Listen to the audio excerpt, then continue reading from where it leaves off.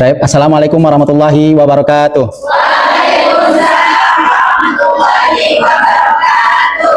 Apa kabarnya pagi ini? Alhamdulillah, luar biasa. Allahu Akbar. Baik, alhamdulillahirabbil alamin. Shalatan wassalamun ala nabiyina Muhammad sallallahu alaihi wasallam. Marilah kita awali pembukaan perkuliahan kita pada pagi hari ini dengan membaca doa yang akan dipimpin oleh Saudari Rosni. Silakan. Sebelum memulai pelajaran hari ini, mari kita berdoa terlebih dahulu agar pelajaran hari ini bermanfaat dan diberi kemudahan dalam memahaminya. Berdoa dimulai. A'udzubillahi minasyaitonirrajim. Bismillahirrahmanirrahim. Coba ketawa. Rabbi zidna ilma warzuqna fahma waj'alna minas sholihin.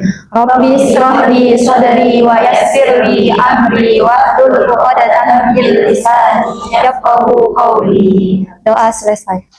Baik, kita akan mereview dulu materi kita yang minggu kemarin tentang klasifikasi dan periodisasi kitab tafsir dan hadis. Jadi pada hari ini, cara reviewnya kita akan menggunakan quiz. Jadi pada hari ini Ustadz akan memberikan kepada antum semua 5 kertas, nanti Ustadz akan menyampaikan 5 soal nanti, dan antum jawab nanti secara cepat, dan di saat Ustadz bilang bahwa waktunya sudah habis, tidak ada lagi yang menulis. Jadi tidak ada kesempatan untuk menyontek kepada teman-teman yang lain.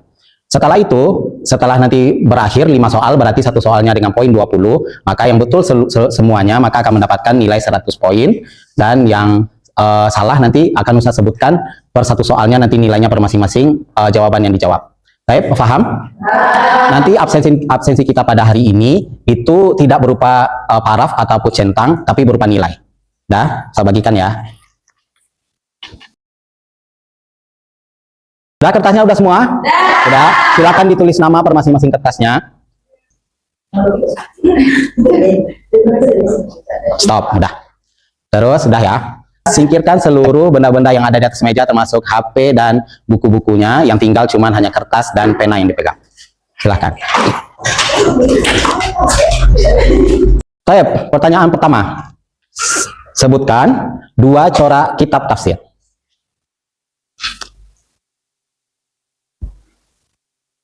Waktu habis, silakan dikumpul.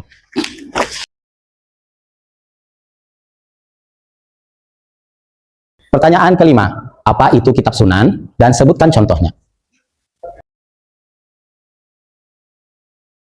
Baik, siapa yang mau menjawab? Silakan Khairani.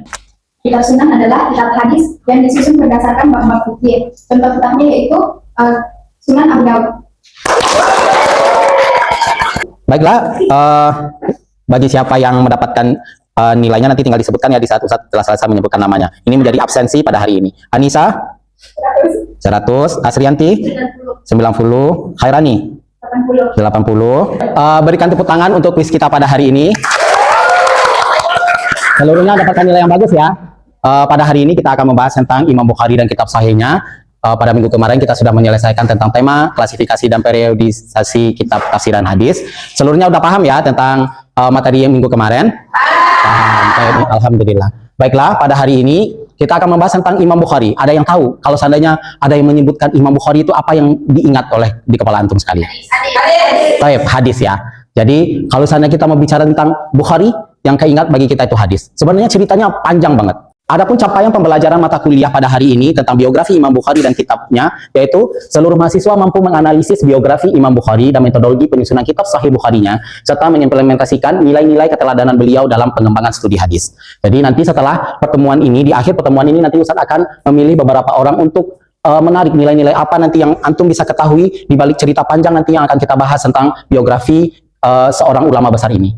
Adapun sub CPMK pencapaiannya yaitu yang pertama menjelaskan biografi Imam Bukhari secara sistematis, yang kedua mendeskripsikan perjalanan akademis dan rihlah ilmiah Imam Bukhari, yang ketiga menganalisis metode seleksi hadis dalam Sahih Bukhari, yang keempat menjelaskan keistimewaan dan otoritas kitab Sahih Bukhari, yang kelima menunjukkan sikap apresiatif terhadap semangat keilmuan Imam Al-Bukhari. Kita masuk ke slide pertama, yaitu yang berkaitan dengan identitas Imam Bukhari. Nama lengkap beliau adalah Abu Abdillah Muhammad bin Ismail bin Ibrahim bin Al-Mughirah bin Bardizbah Al-Ju'fi Al-Bukhari. Jadi nama Imam Bukhari itu siapa?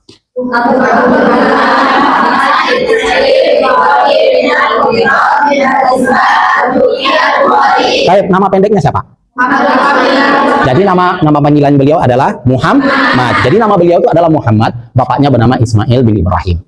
Jadi Al-Bukhari itu adalah nisbah dari nama beliau karena beliau lahir di Bukhara, dan Ju'fi itu adalah nisbah kepada kabilah Ju'fi. Dan beliau itu lahir di tahun 194 Hijriah, berarti di abad ke-2 Hijriah, dan wafat di 256 Hijriah di umur 62 tahun. Di umur dia 16 tahun, di tahun 210 Hijriah, dia pergi berhaji bersama ibunya dan saudaranya bernama Ahmad. Nah, dia di umur 16 tahun, dia mulai belajar di Mekah dan Madinah. Dan pertama kali dia menulis buku itu adalah di Raudhah. Buku pertama yang dia tulis itu adalah Qadaya As-Sahabah wa Tabi'in dan Tarikh Al-Kabir. Dia sangat tidak puas dengan belajar dia di Hijaz, lalu dia mencari cerita dari guru-gurunya itu bahwa hadis ini ada di sini dan di sana, lalu dia pergi mengembara ke Basrah, lalu lanjut ke Kufah, lalu lanjut ke Syam, Yordania, Palestina, Turki dan selainnya selama 23 tahun. Setelah itu dia kembali lagi ke Mekah. Kenapa Ustaz akan ceritakan seperti itu? Karena dia mendapatkan motivasi itu dari mana? Dari gurunya bernama Ishaq bin Rahawayh, dan itu kejadiannya di Khurasan. Nah, jadi setelah dia di Khurasan, dia kembali lagi ke Mekah. Jadi berapa lama dia mengembara? Tadi 23 tahun dia mengembara, sampai dia ketemu terakhir dengan Ishaq bin Rahawayh, dan Ishaq bin Rahawayh ini adalah seorang guru yang memotivasi dia untuk menuliskan kitab sahih. Apa kata guru beliau pada saat itu? Dia mengatakan bahwa saya pengen, kata dia, ada seseorang nanti yang akan menuliskan kitab hadis yang sahih-sahih saja. Nah, muncullah pada saat itu Imam Bukhari dan dilanjutkan oleh Imam Muslim. Di antara guru-guru beliau yang terkenal itu adalah Imam Ahmad bin Hanbal, yang kita kenal sebagai orang yang sangat zuhud ya, orang yang sangat zuhud, dan Ali Al-Madani. Dia belajar ilmu ilal kepada Ali Al-Madani, dan Ishaq bin Rahawayh itu adalah guru yang memotivasi dia, yang menginspirasi dia untuk menulis Sahih Bukhari. Dan Yahya bin Ma'in itu adalah seorang guru yang pakar tentang jarh wa ta'dil. Baik, nama kitab asli beliau itu adalah Al-Jami Al-Musnad As-Sahih Al-Mukhtasar min Umuri Rasulillah wa Sunanihi wa Ayyamihi. Kitab ini lebih populer kita dengar sekarang itu dengan sebutan Sahih Bukhari. Dalam penyusunan kitab ini berselang 16 tahun, dari tahun 217 Hijriah sampai 233 Hijriah. Bayangkan, dia hafal 600.000 hadis yang dia saring masuk ke dalam kitabnya itu menjadi 7.000 hadis saja. Jadi kitab ini tidak hanya lahir dari ilmu, tapi juga lahir dari ibadah dan kehati-hatian beliau. Yang pastinya jumlah riwayat yang ada di dalam kitab ini berjumlah 7.275 hadis, tanpa pengulangan 2.602 hadis. Apakah Imam Bukhari itu hanya menulis Sahih Bukhari saja? Tidak ya. Tadi kita sudah terangkan, ada kitab Adabul Mufrad, ada Tarikh Kabir, ini termasuk kitab sejarah yang luas sekali yang membahas tentang jalur hadis. Terus ada Khalq Af'al Al-Ibad, dan Tarikh Al-Awsat, dan Tarikh As-Shaghir. Baik, kita lanjut kepada kitab syarahannya. Antum pernah mendengar kata-kata Fathul Bari? Pernah? Tahukah kitab Fathul Bari itu kitab apa? Taib, kitab syarah hadis Sahih Bukhari. Taib. Jadi ini adalah kitabnya yang diberi judul Fathul Bari, dikarang oleh siapa? Siapa yang taruh? Siapa? Taib, silakan. Gila. Taib, dikarang oleh Ibnu Hajar Al-Asqalani di abad keberapa? Siapa yang tahu? Di abad ke-9. Jadi Imam Bukhari itu wafatnya di abad ke-3, bukunya baru disyarah di abad ke-9.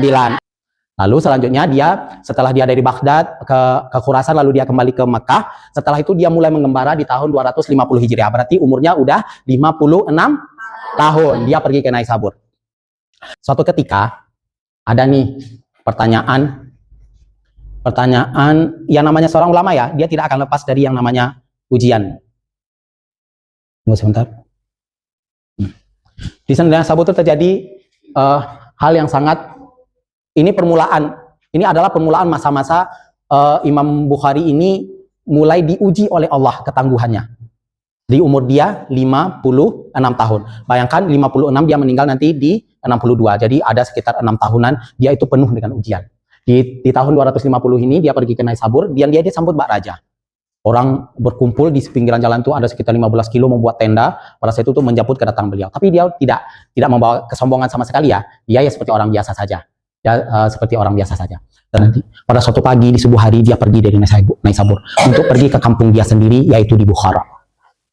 Di Bukhara, karena orang Bukhara kampung dia sendiri udah rindu dengan dia disambut lagi Mbak Raja. Tetapi ingat, pada dia pulang ke Bukhara itu ada seorang gubernur pada saat itu yang memimpin itu adalah Khalid bin Ahmad. Siapa nama gubernur pada saat itu? Jadi dia mengatakan seperti ini. Kata utusannya, datangi Imam Bukhari, lalu katakan kepada beliau, ajarkanlah kitab sahihmu kepadaku dan anak-anakku di di kerajaan, di istana, kata dia. Imam Bukhari nggak mau. Saya tidak mau merendahkan ilmu. Kalau dia mau, dia datang ke majelis saya. Marah dong. Dihembuskan lagi itu. Gimana caranya untuk menghancurkan Bukhari ini, tapi tidak menggunakan kekuasaan. Dihembuskanlah fitnah yang pertama kali yang di Naisabur tadi, bahwa Imam Bukhari itu mengatakan bahwa Al-Quran itu adalah makhluk. Dihembuskan, orang terprovokasi lagi. Akhirnya Imam Bukhari pun terusir dari kampungnya, lalu dia pergi ke rumah saudaranya di Hartang. So, makanya tadi di slide pertama saya mengatakan bahwa dia itu wafatnya di Hartang. Inilah ceritanya. Dia pergi ke Hartang. Pada saat itu beberapa bulan sebelum Ramadan, dia sudah merasa gimana ya? Udah capek dengan dunia yang sempit ini. Lalu dia berdoa kepada Allah pada saat itu. Allahumma qad daqat alayyal ardu bima rahubat faqbidni ilaika. Ya Allah, bumi yang luas ini sudah terasa sempit bagiku. Panggillah aku kepadamu lagi. Sebulan setelah itu beliau sakit, lalu beliau meninggal pas di malam takbiran di 1 Syawal di malam Idul Fitri. Dan dia berwasiat, kafanilah aku dengan 3 helai kain kafan saja tanpa membuatkan jubah dan penutup kepala untukku, kata dia. Masih sederhana yang dia bawa untuk dia menghadap kepada Robnya. Tapi apa keajaiban yang terjadi? Makamnya yang disaksikan oleh ribuan orang pada saat itu mengeluarkan bau yang harum.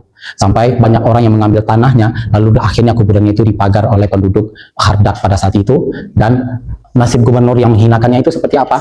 Dia dihinakan oleh kezaliman dia sendiri, dan dia itu diarak oleh penduduknya dengan keledai kurus pada saat itu sampai dia meninggal dalam keadaan hina.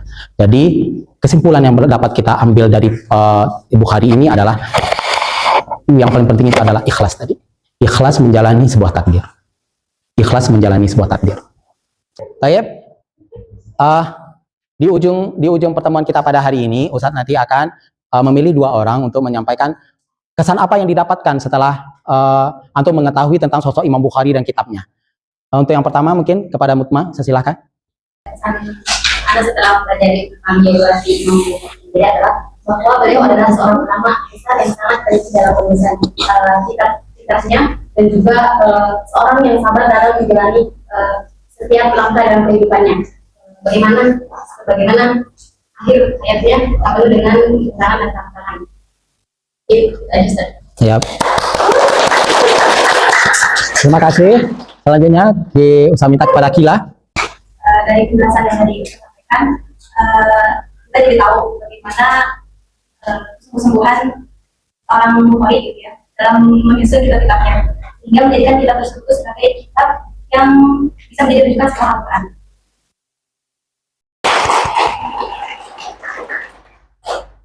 Demikian materi kita yang berkaitan dengan Imam Bukhari dan kitab sahihnya. Bagaimana? Paham?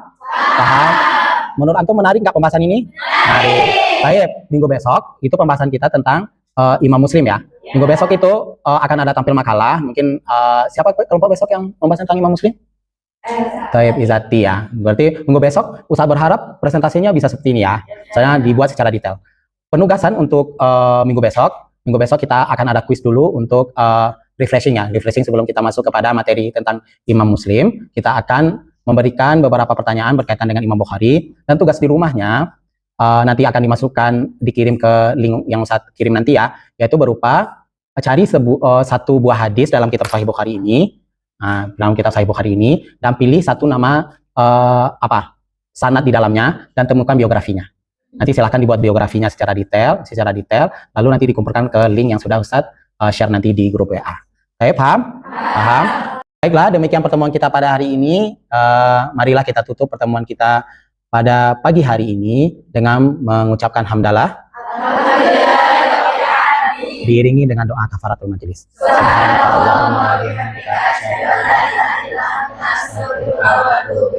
Akhirul kalam, assalamualaikum warahmatullahi wabarakatuh. Waalaikumsalam warahmatullahi wabarakatuh.